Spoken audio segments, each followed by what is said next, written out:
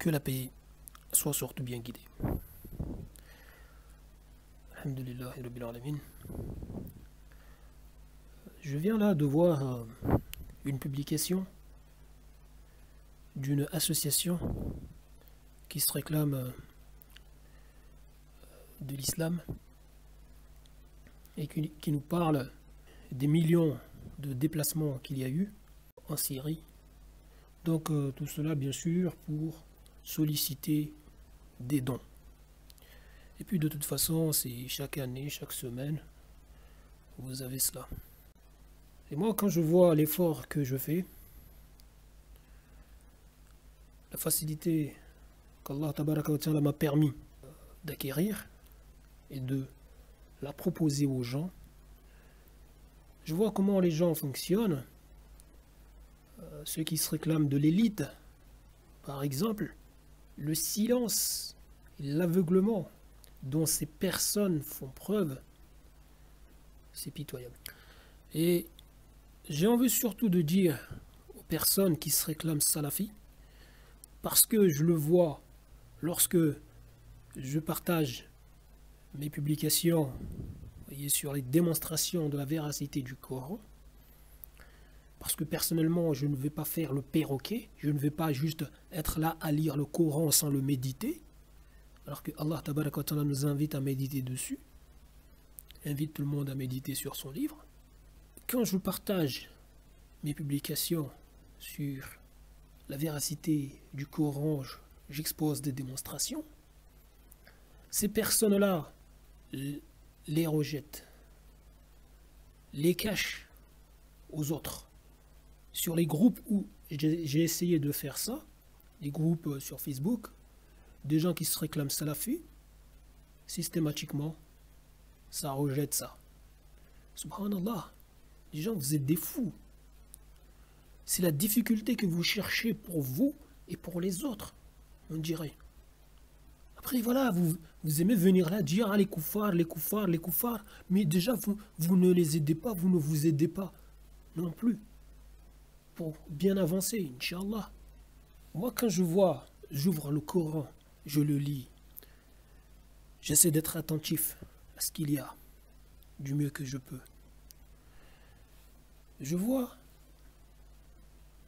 qu'il y a, par exemple, 4 sourates que lorsque on prend ces sourates-là, on les regarde de près, on voit que ces 4 sourates forment 2 groupes.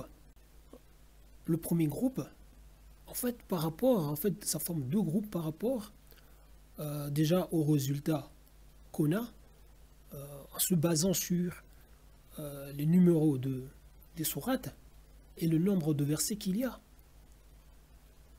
dans ces sourates-là. Vous voyez? Donc, on a 5 avec le numéro des sourates et 5 avec le nombre de versets qu'il y a dans ces sourates-là. 5. Donc, et là, quand on regarde en profondeur, on voit que l'eau relie ces 2 groupes.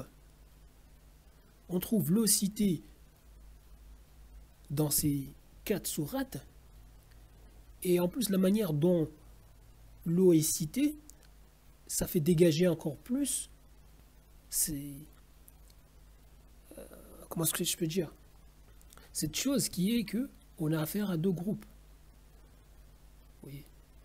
Donc vous avez le premier groupe où l'eau est répétée systématiquement 2 fois, le deuxième groupe où l'eau est répétée qu'une fois. Vous voyez? Donc c'est la sourate 11, la sourate 16, la sourate 24, la sourate 29. Vous avez ça. Et vous observez donc une mesure là-dessus. Tout ça nous montre que Allah Tabaraka wa Ta'ala, comme il nous l'a fait comprendre, il a fait de son livre une preuve pour les gens. Vous voyez? C'est lui qui établit toutes choses avec mesure. Donc, vous avez tout ça là. Donc moi, quand j'observe ça, Je ne vais pas faire l'aveugle. Je ne vais pas faire comme si je n'ai rien vu. Je ne veux pas garder ça pour moi. Je partage. Ok. Alhamdulillahi Rabbil Alamin. Mais les gens préfèrent compliquer les choses. Et en plus, quand vous regardez, encore une fois, dans le Coran, vous voyez les 3 sourates que je vous ai exposées à maintes reprises, qui sont liées. Vous voyez la sourate 21, la sourate 36 et la sourate 57. Oui. Donc, comprenez bien que Allah Tabaraka wa Ta'ala, en organisant son livre comme ça, en partitionnant son livre, vous voyez, par sourate, et par verset, et par ayat, comme ça, en les partitionnant, tout ça là, il y a des mesures, et vous les voyez. Il y a des mesures, et vous voyez cela. Tout est fait avec mesure. Et parce qu'on voit des répétitions aussi dans le Coran, des choses qui se répètent. Vous voyez par exemple ce que je vous ai dit tout à l'heure là concernant l'eau. Donc, et bien d'autres choses. Donc quand vous observez tout ça, vous voyez les mesures établies, vous ne pouvez pas vous aveugler. Vous constatez la manière dont les choses sont organisées. Vous ne pouvez que faire part aux autres de cela. Leur dire, mais soyez attentifs à ce qu'il y a dans le Coran. Regardez bien le Coran et comprenez pourquoi Allah Tabaraka wa Ta'ala dit dans son livre que les gens, même s'ils s'unissaient avec les démons, les djinns, ils ne pourront pas faire une œuvre pareille. C'est impossible. Parce que chaque mot, vous comprenez, chaque mot, chaque paragraphe, chaque lettre, chaque sourate, tout ça, c'est sur des mesures. C'est d'une perfection. Mais les gens veulent quoi? Veulent qu'on se comporte comme des perroquets qui ont mémorisé des choses dont ils ne comprennent même pas ou qu'ils ne méditent même pas dessus. Voilà. Moi, je ne peux pas. Je ne peux pas. En plus, une époque où il y a tellement de troubles, il y a tellement de tentations, tellement de tentations. Les couples ne résistent même pas. Les gens se mettent la pression matin, midi, soir, les uns les autres. Les guerres qu'il y a, les menaces qu'il y a partout, etc. Voir des gens venir là se montrer comme des insouciants, des irresponsables, des immatures. Non, moi ça m'horripile. Et en plus, quand vous regardez les 3 sourates que je viens de vous parler, là, la sourate 21, la sourate 36 et la sourate 57, vous voyez cette sourate qui est au milieu, la sourate 36. Je vous ai parlé de la constante solaire qui se trouve validée, je vais dire, établie ici avec ces 3 sourates. J'ai réussi à observer la mesure, je dirais, à 3 reprises. 3 démonstrations, même 4, je crois. Donc, parmi ces démonstrations, lorsqu'on prend justement cette sourate qui est au milieu, où Allah Tabaraka Ta'ala nous parle du mouvement apparent du soleil, c'est dans le verset 38, il nous dit que وَالشَّمْسُ تَجْرِي لِمُسْتَقَرٍ لَهَا ذَلِكَ تَقْدِيرُ الْعَزِيزُ الْعَلِيمُ. Je vous ai expliqué que ce verset a été mal traduit, a été mal compris. Il y en a qui essayent d'entendre raison, qui acceptent ce que je dis. Mais la plupart des gens se refusent d'entendre raison parce que il n'y a aucun imam, aucun cheikh n'a tenu le même discours que moi. Alors que je vous ai dit que il faut faire attention parce que des fois les gens viennent là traduire certaines choses, du moins interprétées, par rapport à leur compréhension populaire et non scientifique. Donc devant quelque chose qu'ils ne comprennent pas ou voilà, qu'ils n'embrassent pas de leur savoir, ça peut venir là, voilà, interpréter les choses de manière erronée, tout en croyant bien interpréter. Donc, je vous ai dit que ici, ce qu'il y a à observer, c'est la constante solaire. Et comme Allah il nous dit, et le soleil court pour une constante qui lui est assignée. Donc la traduction que vous trouvez souvent, que les gens donnent, ils disent, et le soleil court vers un gîte. Alors qu'ils voient bien marqué, li mustaqar. Li qui signifie pour, et mustaqar qui signifie stable. Stable, donc constant, ici, par rapport, vous voyez, au contexte, c'est vraiment, en fait, ça prend vraiment le sens même de ce mot. Et je vous ai expliqué que, certes, lorsque on veut étirer le sens encore plus loin, en fait, le sens du mustaqar, encore plus loin, on peut penser, voilà, aux gîtes, aux demeures, etc. Parce que les maisons, tout ça, les gîtes, ça traduit une stabilité. Contrairement, voilà, je sais pas, au nomadisme, etc. Donc, en plus, quand vous voyez lit, donc laissez les choses dans leur contexte, dans leur sens. Donc ici, très clairement, nous avons cela. Et le soleil court pour une constante qui lui est assignée. Et nous avons cette mesure, parce que vous avez vu que les choses ne sont pas organisées n'importe comment dans le Coran. Vous voyez que lorsque vous faites 36 fois 38, vous avez 1368.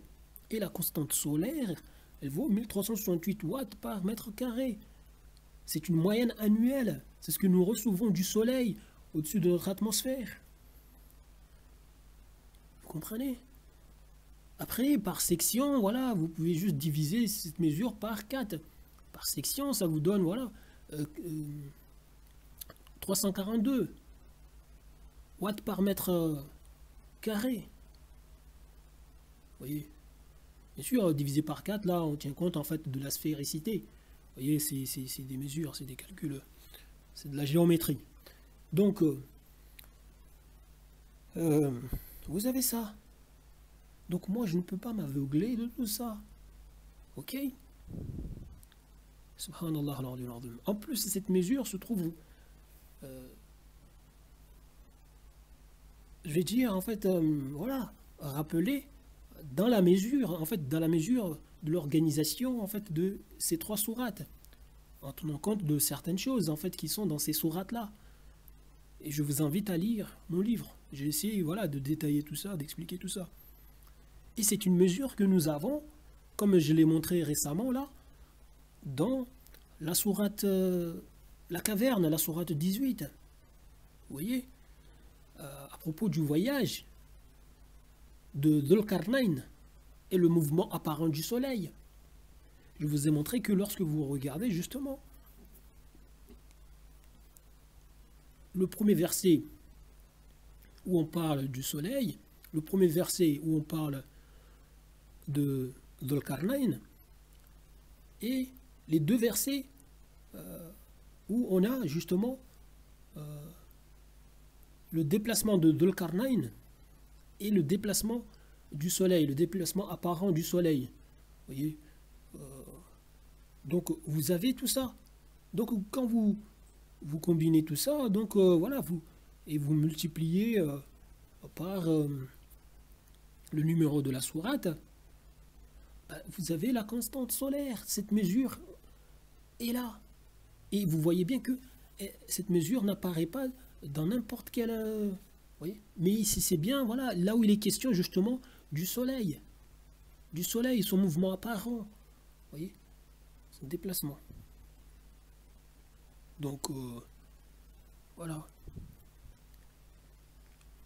Le premier verset où le soleil est cité, c'est le verset 17.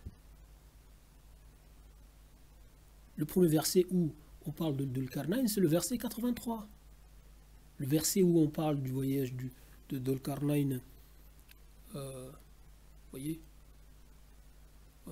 vers le couchant, voyez, du soleil, et il voit le soleil se coucher, voilà, telle zone. Vous avez aussi l'autre verset où il voit, en fait, il va vers le levant et il voit le soleil se lever vers telle zone. Donc vous avez tout ça. Donc vous avez le verset 86 et le verset 90. Les choses sont simples à observer. Lorsqu'on est attentif à tout ça, vous voyez que Allah Tabaraka wa Ta'ala vous permet d'observer tout cela. Donc si, voilà, c'est... Mais les gens, ce qu'ils veulent, c'est voilà, c'est compliquer la tâche et compliquer d'autres la tâche, matin, midi, soir. Subhanallah, s'aveugler de tout ça.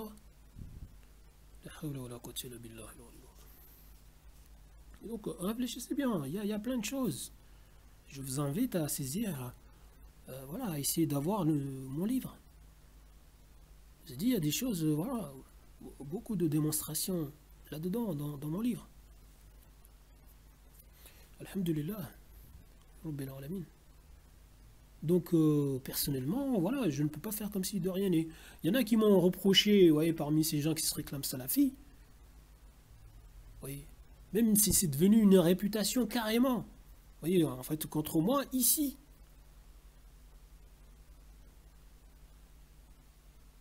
Il y a par exemple un frère voilà, qui m'a dit, une fois, voilà, un frère qui n'habite pas ici et qui était venu, juste, voilà, je crois que c'était une journée, donc ici, pour voir sa sœur. Donc, on avait vu des gens et tout, etc. Bah, on lui a parlé de moi. On lui a dit que je parle mal des savants, ou je sais pas quoi, du n'importe quoi. Et d'ailleurs, même...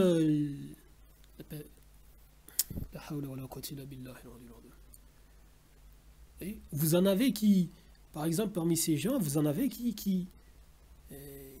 en fait, qui ont de l'estime pour moi, mais voilà, ça dit que je critique des savants, vous voyez, en fait, c'est ce qui les dérange, je suis un takfiri ou je sais pas quoi, en fait, que de la connerie, vous voyez.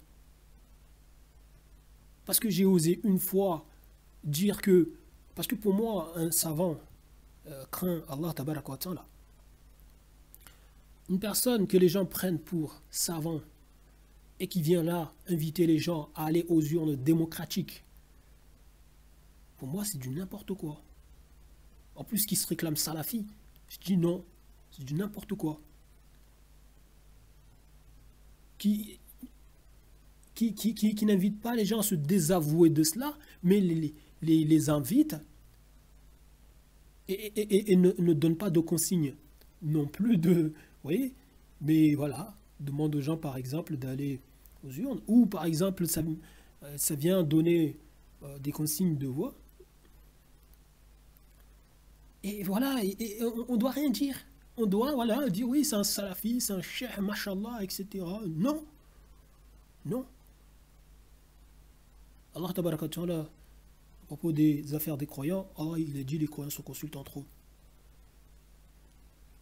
En plus, sur des choses, on peut demander l'avis d'une personne qui n'est pas musulmane et tout, etc. Ou des gens, vous voyez, des gens qui se réclament de l'islam mais ont annulé leur islam. Mais je dis dans le sens que ces personnes viennent là matin midi soir se réclamer musulmans alors qu'ils ont annulé leur islam. Par exemple, donc des apostats, par exemple, on va leur demander leur avis sur des choses mondaines où Allah tabaraka wa ta'ala en fait n'a pas fait en fait de législation sur ces choses-là. En fait, c'est des choses mondaines complètement. Oui, on peut leur demander. Imaginez par exemple, voilà, tu as un problème au niveau de ta voiture, tout ça, en fait, au niveau mécanique. Ben voilà, tu demandes leur avis, voilà, c'est autre chose, ça reste là. Mais des affaires où Allah subhanahu wa ta'ala a légiféré, que ce soit économique, que ce soit en fait sociétal, des choses comme ça, non, ce n'est pas possible. Et là, cautionner la participation aux urnes de gens qui se réclament de l'islam devant d'autres qui viennent défendre la démocratie ou, je sais pas, la laïcité, etc. Et dire qu'on va aller aux urnes avec ces personnes-là, non, ce n'est pas possible.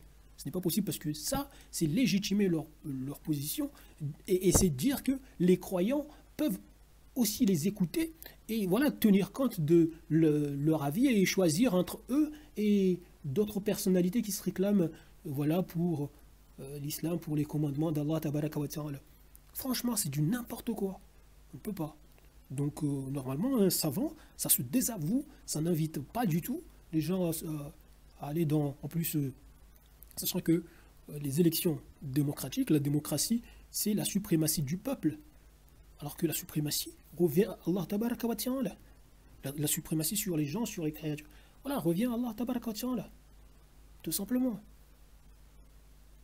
Donc, aller aux urnes avec voilà, des gens qui se réclament athées, qui viennent là avec leur laïcité par exemple, ou démocratie, ou je sais pas, c'est leur programme, et inviter les croyants à participer à ça. Et puis si c'est l'un de ces gens qui est élu, bah voilà, c'est le président, c'est lui qui a été choisi par la majorité, ou je ne sais pas, la majorité qui s'est, en fait, parmi les gens qui se sont rendus aux urnes, donc on va le suivre. On va le suivre. Voilà. La personne va légiférer sur des choses que Allah subhanahu wa ta'ala a déjà légiféré, Allah et son messager, ont déjà légiféré là-dessus, et nous on va s'abandonner, on va les suivre. On va prendre la législation d'Allah, on va la mettre à la poubelle et suivre les passions de ces gens. Ah non, non, moi, non, c'est pas possible. Moi, c'est. Non, non. Donc, voilà, donc des gens qui viennent là, parce que j'ose dire, non, une personne comme ça qui vient là, parce que moi, par exemple, ce savant, je ne donne pas son nom. Ce qui me dérange chez lui, c'est voilà, c'est ce comportement-là. La personne n'est pas dans le désaveu, la personne voilà, et ça réclame salafi, etc. Et les gens le. Donc non, moi c'est pas possible. La personne n'invite pas aux gens, voilà, au haqq, véritablement au tawhid. Subhanallah. Donc moi, franchement, voilà, les fondamentaux, voilà, c'est le tawhid, la salat, etc. Donc ces gens qui viennent se réclamer salafi, voilà, j'ai envie de vous dire, moi je suis encore plus dans le minhaj salafi que vous, vu votre comportement. Je suis plus dans le minhaj salafi que vous. Oui. Parce que je n'essaie pas de corrompre le tawhid. Des choses, voilà, je les mets, je les dénonce, j'essaie de faire changer les choses, etc. Mais vous complaisez là-dedans, mais à part juste venir là, voilà, vous parlez tout le temps du tawhid, mais vous n'allez pas voilà, au bout des choses. Subhanallah, Vous voyez, comme pour la prière. La prière, c'est un fondement, c'est tellement importante, la salat. Et vous êtes là, vous ne dénoncez pas ces calendriers de prédiction, cette innovation, vous ne le faites pas. Vous ne vous désavouez pas de cela, etc. Oui. Chose que je fais. Voilà, j'essaie voilà, de dire aux gens, il faut arrêter avec tout ça, il faut arrêter voilà, avec ces choses-là. Vous ne faites pas ça et vous vous réclamez salafi.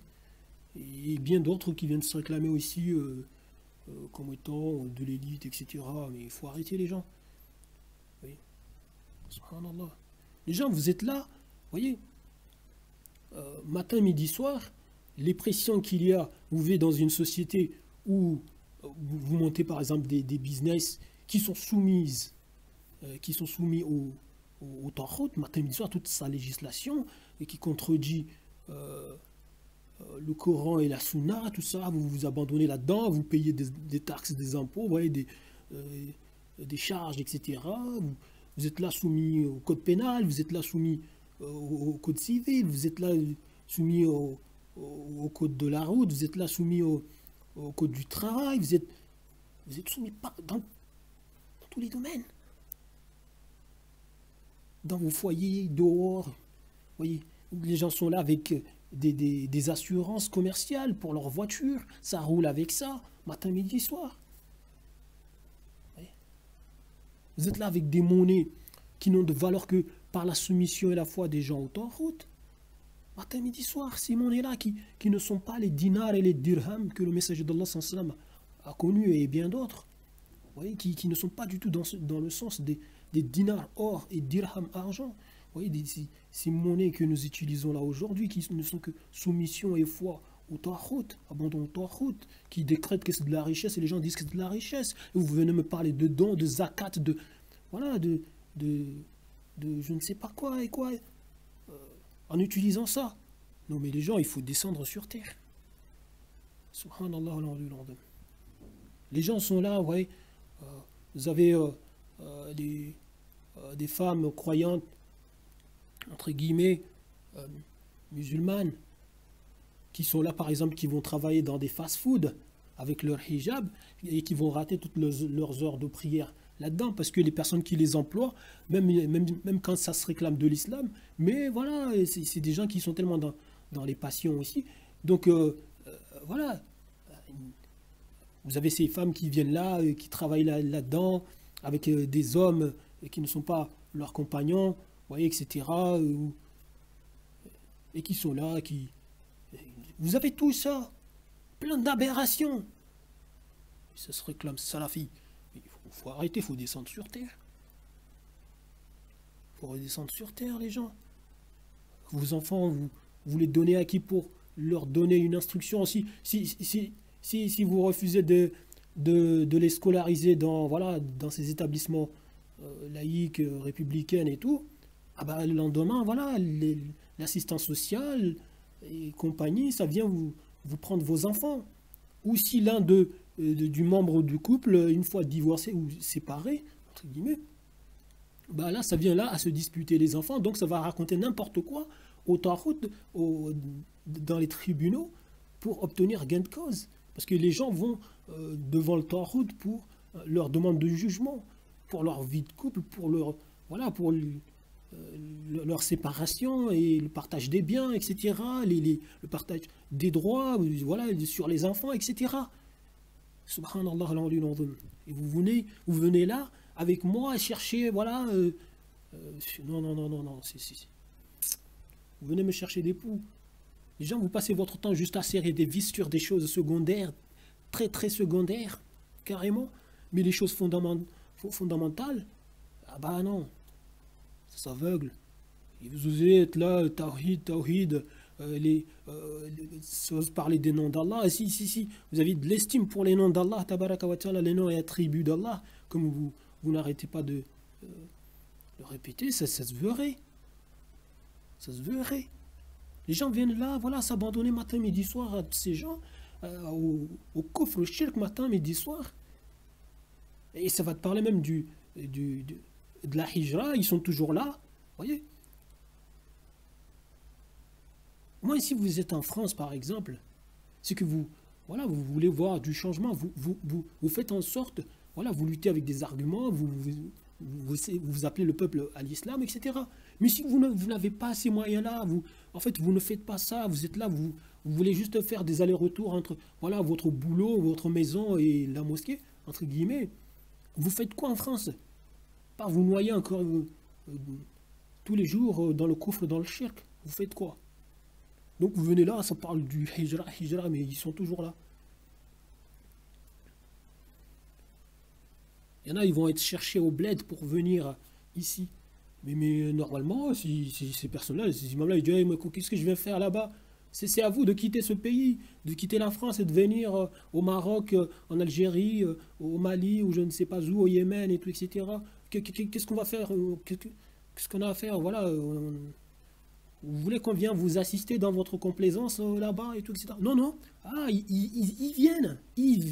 Ces gens, ces imams, ils viennent ici. Voilà, ils viennent aussi se complaire ici.